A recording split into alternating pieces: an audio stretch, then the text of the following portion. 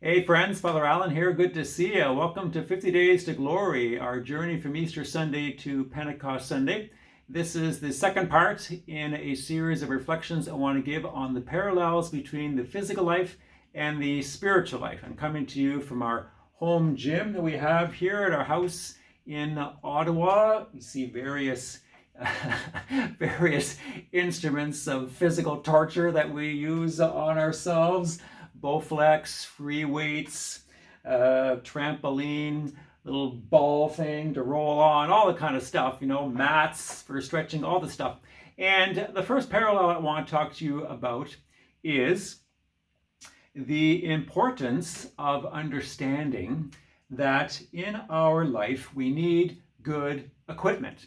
Okay, don't go cheap. Okay, so as a runner, I get new shoes every 4 months. I figure it's better to buy new shoes than get a new knee. Okay, so don't go cheap on the stuff in terms of your physical life that you need for your sports, your health, etc. And the same thing in the spiritual life. Like, get yourself a good chair if you want to pray in your room. Get yourself a good Bible. Get yourself a solid rosary. It's not going to break and fall apart. Get yourself some good quality spiritual books.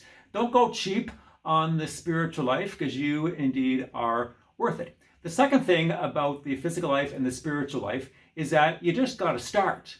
So maybe you haven't been doing too much in terms of your physical life, so just start. Maybe just start going for a walk every day for 20 minutes. Start there and make some progress as you go along. Same in the spiritual life. Maybe you're not used to spending some extended periods of time in prayer or in silence. So just start with maybe 10 minutes or 15 minutes a day. Start maybe just by looking at the Mass readings, or start just by praying 2 decades of the Rosary. Start somewhere. The only way we start is actually to start. But just be aware not to take too much on at once, either in the physical life in terms of exercise or in the spiritual life. Be aware of the 3 dangerous twos: too far, too fast, too soon. And the final parallel I want to make today is in the spiritual life, and St. Ignatius talks about this. He talks about consolation and desolation. And the way I understand it, particularly as a runner, is that consolation, that is, I feel the presence of God, I'm encouraged along, God is inflaming my heart, faith, hope, and love. That for me is like a backwind or a tailwind. I'm kind of like running along. Everybody's a hero, right? When the wind is at your back, oh, this is great, I can go on for miles. But St. Ignatius says, when you're in consolation, don't forget that desolation may come your way. Now, God doesn't cause it, but allows it to happen. And desolation is like a headwind. You're running along pretty good, and you turn around, and all of a sudden, boom, like, where'd this wind come from? And I don't know about you, but Ottawa, I can go running in Ottawa in any particular direction, and no matter what direction I'm going in, the wind's always in my face. It's crazy. Anyway, the point is that when we are in desolation, that is, we feel God kind of being distant, that we are not all that enthusiastic with faith, hope, and love, it's kind of hard to persevere. We need God's grace to persevere. When we're in desolation, remember that consolation will come. In consolation, remember that desolation will come. The point is, we're not always going to feel like exercising.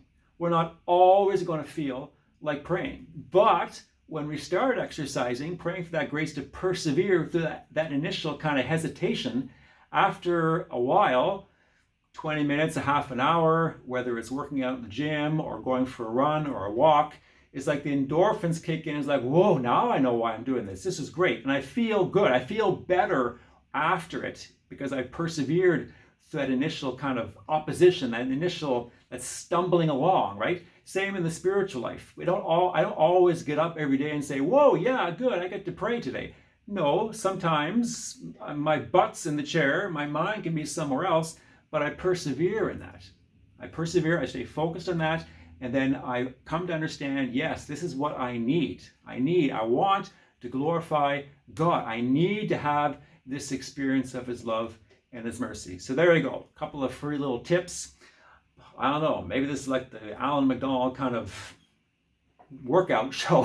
I don't know. Anyway, I'm just trying to pass on to you some wisdom I've gained by trying to stay physically active and healthy over the years. I want to be available to serve you. I want to be available to serve the Lord. God bless your day. Remember, when we're powerless, that's when we're strong, and victory is indeed gained through surrender. Bye-bye.